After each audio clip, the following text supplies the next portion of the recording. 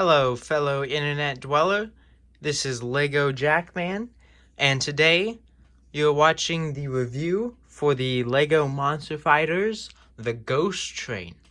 Now, I'm starting off this video with an unboxing of the box that this came in. I just had to remove the label, that's why it kind of looks open. It's not completely open. So yeah, let's open this guy. Usually I would make a haul video separate to this, but this is really the only thing of note that I ordered from this seller.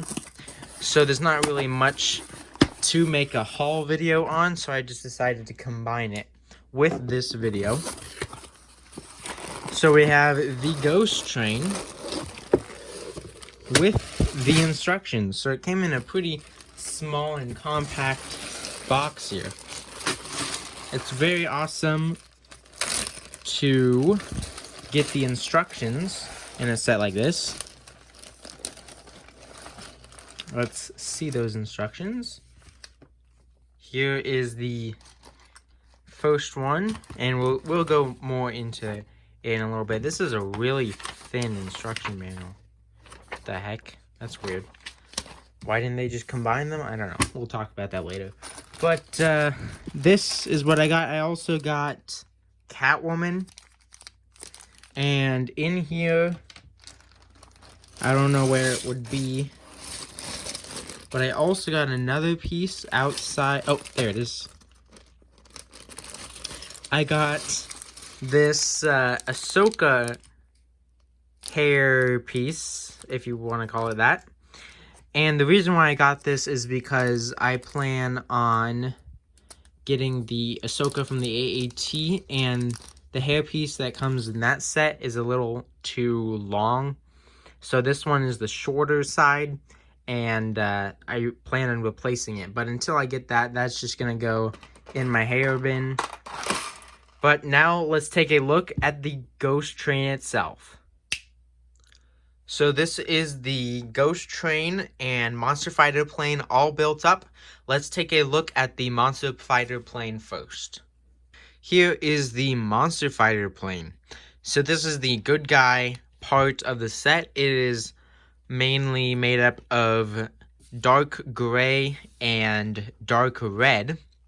So it looks really nice. Again, it has a very unique color scheme compared to the rest of the larger Monster Fighter vehicles. The only other vehicle that matches this color scheme would be Dr. Rodney Rathbone's bike in the Hearse set. But this set looks, or this plane looks really nice. It is, the missiles here are powered by some sort of goo or gas or whatever you want it to be. There's a giant tank of it in the back here, and then there's two big wires that lead up to the missiles here, and whatever this could be, like a hose for whatever this liquid is. You can use your creativity. These are flick fire missiles, some classic missiles from 2012 and before.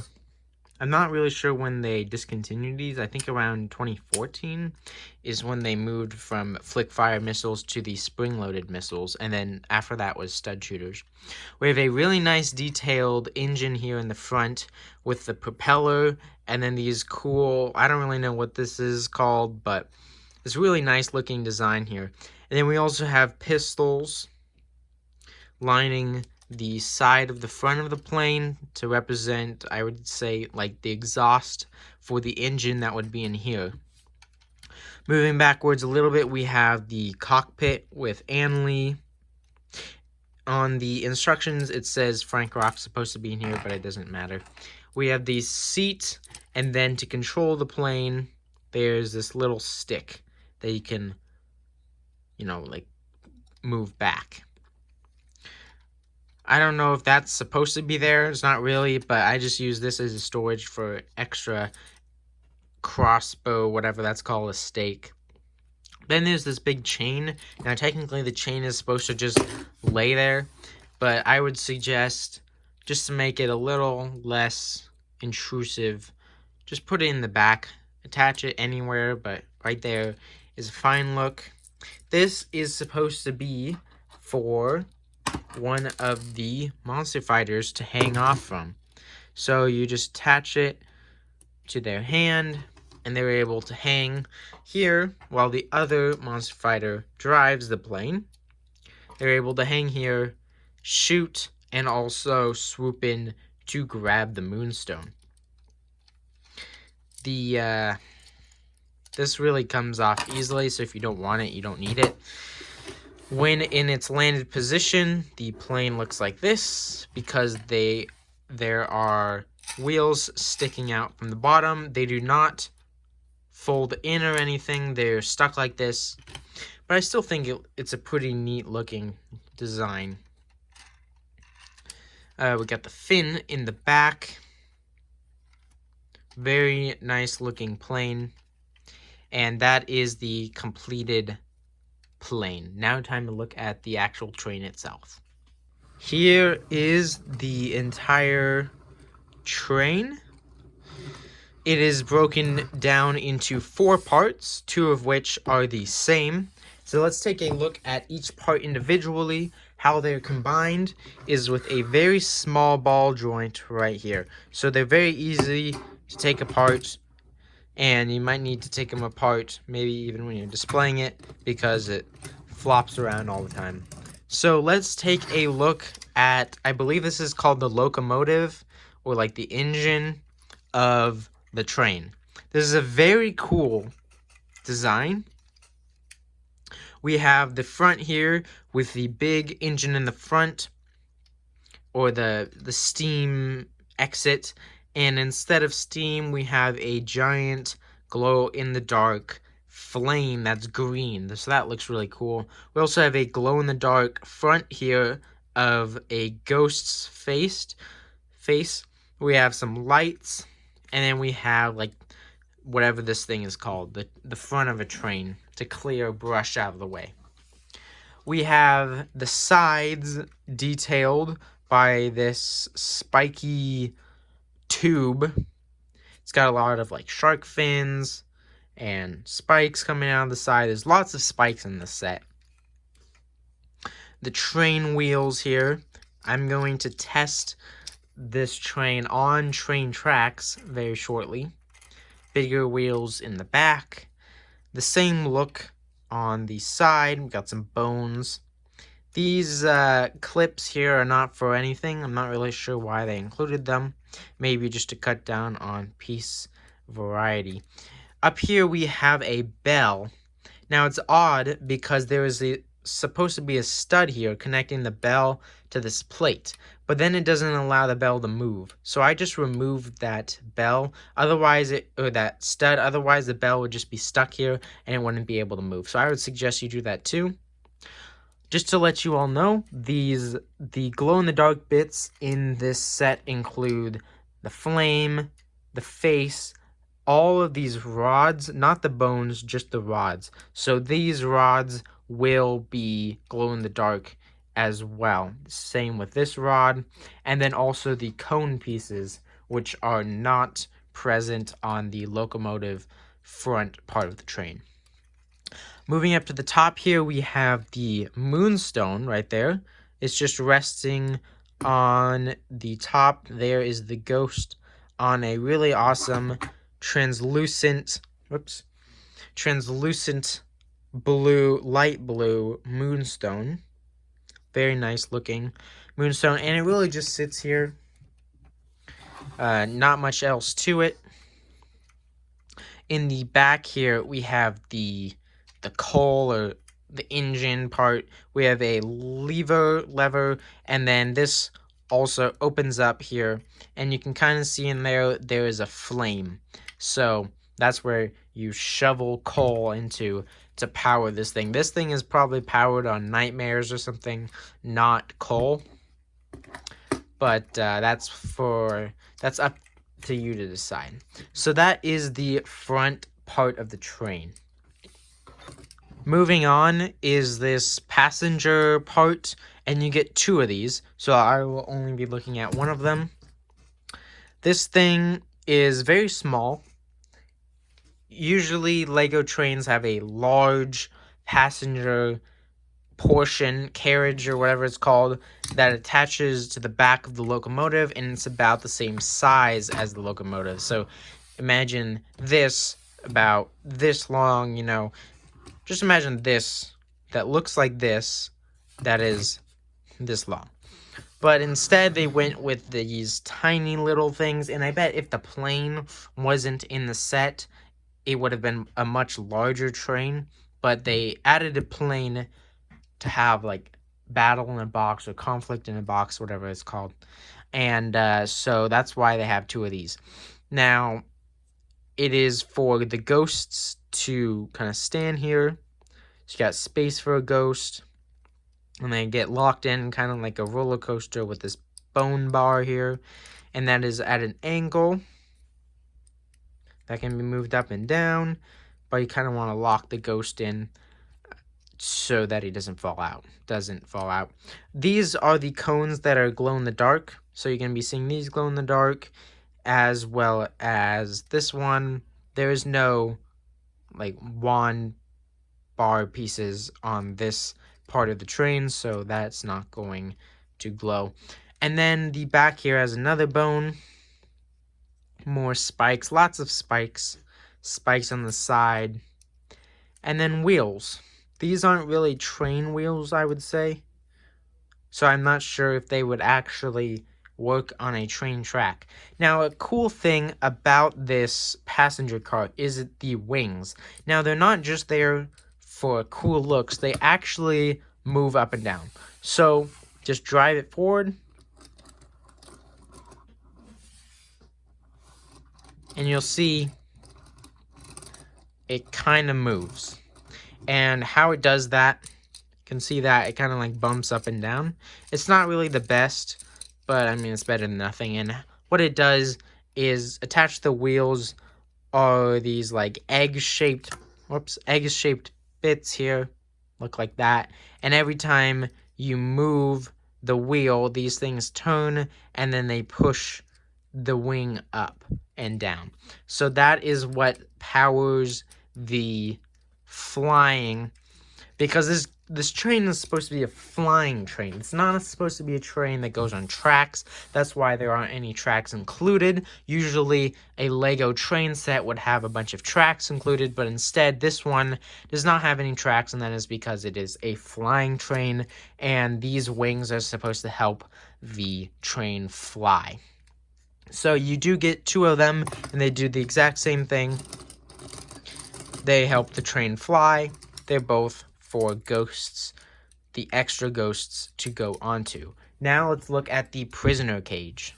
Here is the last part of the train, and that is the prison cell, the prisoner cage, that goes kind of in the middle of the train between the two passenger cars. There is some space to put some minifigures at the top, so that's where I put the ghost, the last ghost, because there are 3 of them.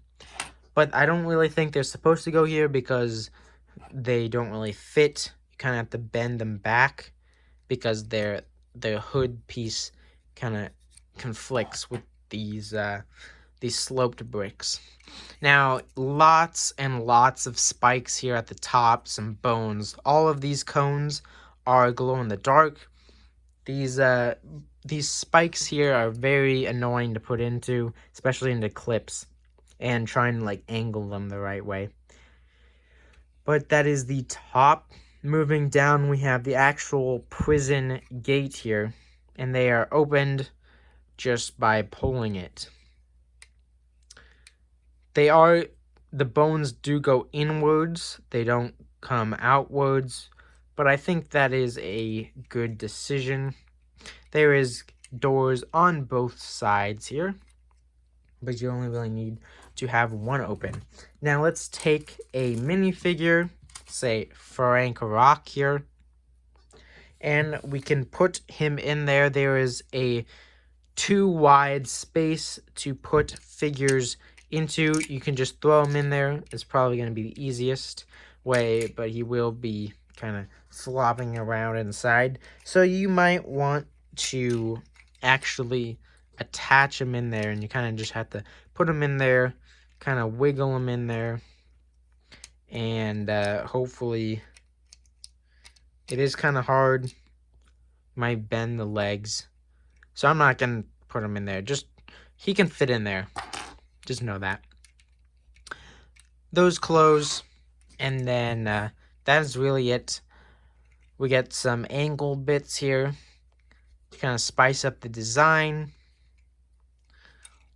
It's kind of hard to see with the black background, but yep, that is really it for the prisoner cage. Now let's combine all of the cars together. You're going to take the main engine, you're going to take the first passenger car, and it just clips in. The clips look like this. I don't know if they're specifically for train clipping, but it's just like a little ball joint. That's what makes it so easy to move around. Then we have the prisoner cage, and then we have the final passenger car. And that is all the ghost train. Now, I do want to point this out. This is supposed to be a flying train, right? Which means that it should be able to be flown when someone's playing with it. Unfortunately, that is basically impossible. Because if you try to lift this thing up, let's say by the front and the back, it's going to tip over. If you try to hold it from the middle, you can see everything trying to flip over already. One of them is going to flip, and the other one is going to hang like that. So this train isn't really able to be flown when playing with it or displaying it. You would need to build a lot of extra bits with clear bricks to have the train actually not flipping over. But you're gonna have to display this thing on the ground because it does not want to fly. Again, here's another I guess if you hold it at a specific angle, like, oh, no, there it goes. Maybe for a little bit it will stay upright, then it will collapse. So it's very hard not only to fly it and play with it, but also to just carry it from one place to another. When I'm bringing this over to this desk, I need to be able to either break it apart, like so, bring it one piece at a time, or I have to become really clever and like hold the first half kind of like this, and then you attach this here like so. Oh, and then things are just popping off. So it's very difficult to move. It's very difficult to play with if you want to play with it and you want it to be flying around. So it is a very difficult set, but the nice thing about being ball joints is that it does have a lot of mobility and flexibility. So you can display it like so. You can display it at like an angle like that, just in case you need more space. Now let's take a look at this train on train tracks. So now let's test the train with train track. A disclaimer, these track pieces are not included in the set. I got these track pieces from the Lego Indiana Jones Temple of Doom set. That is the only set that I own with tracks. These are the only tracks that I have.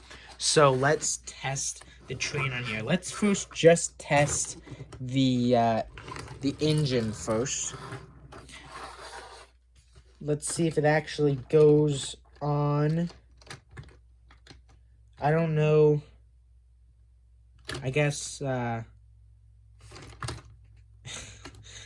this isn't really. I guess we can try on this piece here. These are like angled train pieces. It's kind of hard to show because This is not meant for this. Let's see, is that even wide enough? Doesn't even seem like this train was built for train tracks in the first place. Let's try to test it. Yeah, this thing is not even built for train tracks. It is way too wide. If you can see, this thing keeps breaking. Okay, let me just take one portion of this track here. And you can see here that it is way too wide for actual train tracks. So while this is technically a train, functionally, this thing is not a train because it does not work on train tracks, or at least not on the train tracks that I have. So it might be a train, but it's not an actual train. For minifigures, the monster fighters you get in this set are Frank Rock and Ann Lee. Here is Frank Rock. He's got the Elvis hairpiece and the aviator sunglasses, the fur coat and kind of dirty undershirt, the dotted beard. He's got the metal knee pads, a chain, belt, and I would say those are wads of cash. Then on the back, he has a second face print with no sunglasses. That is Frank Rock. Next up is Ann Lee. She has the arrow tied in her hair. She's got a scratch on her eye. She's got a sun medallion, a red waist hip thing. I don't really know what that's called. She's got onion and I would say that's like some furs on her legs. And then she has on the back just a continuation of the front print, and she does have a back face print, a smiling one. This other one, she does not look so happy. So that is Ann Lee. And finally, you get the ghosts. Now, there are 3 ghosts included in this set. They are all glow in the dark, specifically just this big piece. You can kind of see that it's kind of an off-white look. Underneath the ghost is just a plain black head and a plain white torso and legs. So you get 3 ghosts. We have one here that I'm not really sure where to put, and then you have this ghost, and then you have that ghost. So that is all of the minifigures. For extras that I have with this set, I do have the instruction booklet. Here is proof that it is supposed to be a flying train. You can see there is a broken train track that it flies off of. Get some ghosts that are supposed to kind of be floating around, but of course you can't do that. Here is the plane with the chain and the monster fighter hanging off of it. Set number 9467. Instructions are kind of odd. There are 2 booklets, and there is really no need for 2 booklets. The first booklet only goes over the front engine and the plane, and it ends with this poster here on the back. It's not really a poster, but it kind of shows the ghost train again floating or flying here, and there's actually 4 ghosts shown off here. There is a poly bag with a 4th ghost in it, so maybe that's what it's for. And then there's Vampire Castle, Rodney Rathbone, and Lord Vampire with the Bat Moonstone, and then we have the Monster Fighters, the Monsters, and then some more featured sets like the Crazy Scientist and his monster, the Vampire Castle, and the Vampire Hearse. So that is the first manual, and then the second manual is very thin. You can kind of see how thin it is compared to the second manual, and it's very odd that they included a second manual. This feels very thin, and that is because it's very short, not many pages. We can see here, one step. Oh, actually, there are page numbers. How many pages is this? It's like 25 pages. You seriously couldn't have put that in the first one? It could have saved you money, and it's not that much thicker. Here is another advertisement for the Monster Fighter games. There was a racing game and some sort of other computer game that I used to play for a little bit. There is a code for that game of a bunch of different symbols. Of course, the game is not available to be played right now. And there's a picture of all 5 Monster Fighters. Then there's a Lego Club advertisement, and then the standard win advertisement. So that is the instruction booklets for the Ghost Train set. Here is how I display the set. I have had to take up this entire top shelf with Monster Fighters to display all the sets. I have moved the Vampire Castle to the middle, and then I now have room for the Ghost Train. Now, this is how I display it. I have it wrap around to the back here, and then I have the Vampire Hearse, the car from the Vampire Castle set, this one, and then I also have the plane back here. So this is how I display it. I put Frank Rock on the motorcycle because that is what he is riding in the mood video. I have the plane here, and then the Ghost Train again wrapping around. So that is how I display the Ghost Train set. We'll take a closer look at all of them in the final Monster Fighters review. I kind of forgot to talk about the kind of stats and data about the set. It was released in 2012 with 741 pieces and 5 minifigures.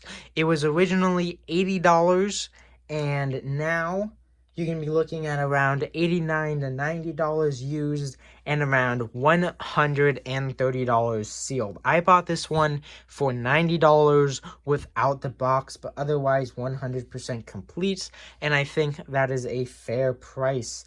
I did see this on eBay for $120 sealed, but I did not need to pay the extra $30 for the box and the opening experience. But it is around $130. I see a lot at $150 sealed if you want it sealed. I wouldn't suggest you need it sealed.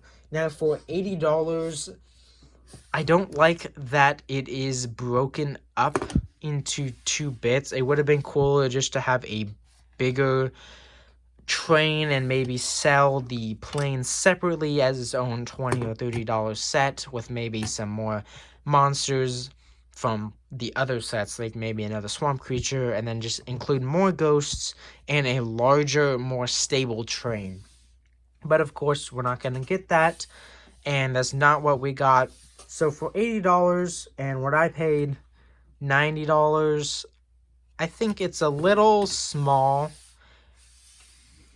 You know, when you buy a set and the size, it might have enough pieces or might have the right amount of minifigures and the cool minifigures, but this one isn't really worth $90, I would say.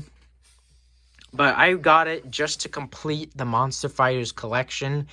If I wasn't going for all 7 Monster Fighter sets, I probably wouldn't have gotten this set, but I had to get it to complete all of the Monster Fighter sets, of course, minus the Mansion and the Zombie set.